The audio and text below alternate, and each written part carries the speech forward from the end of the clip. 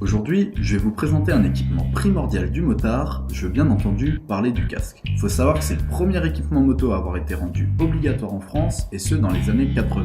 Bon, tout le monde le sait, le but premier d'un casque, c'est d'assurer la sécurité du pilote. Mais on ne va pas se mentir, le casque, c'est aussi indispensable en termes de style. Parce qu'à moto, l'important, c'est quand même de péter la classe.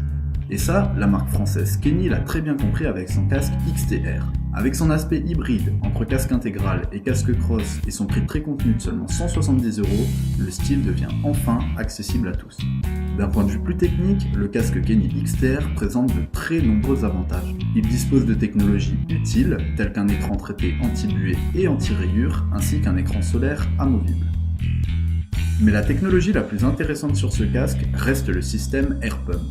Il permet d'ajuster les mousses du casque au niveau du visage de manière très précise grâce à des coussins d'air situés au niveau de la mâchoire. Ils sont gonflés par le biais d'une petite pompe positionnée au niveau de la mentonnière et c'est un vrai plus en termes de confort. L'intérieur est bien entendu entièrement démontable et lavable, ce qui permettra un entretien optimal de l'équipement. Il est équipé d'une boucle de serrage micrométrique qui facilitera la fermeture et l'ouverture de la jugulaire. Toutes ces technologies, associées à la coque en polycarbonate, portent tout de même le poids du casque à 1600 grammes.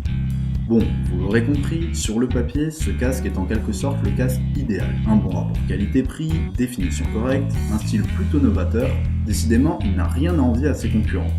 Mais le problème, c'est qu'on ne sait toujours pas ce que ça donne sur route. Du coup, on va aller essayer ça tout de suite. Une fois la moto enfourchée, on peut rapidement constater un défaut du Kenny XTR, c'est son insonorisation. En effet, du fait de sa mentonnière inspirée des casques de motocross, l'air a tendance à plus facilement s'engouffrer dans l'enceinte du casque.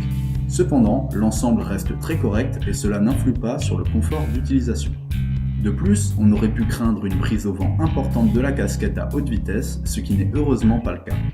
En ce qui concerne l'écran solaire amovible, sa mise en place est rapide et intuitive grâce à une réglette placée sur le côté gauche du casque.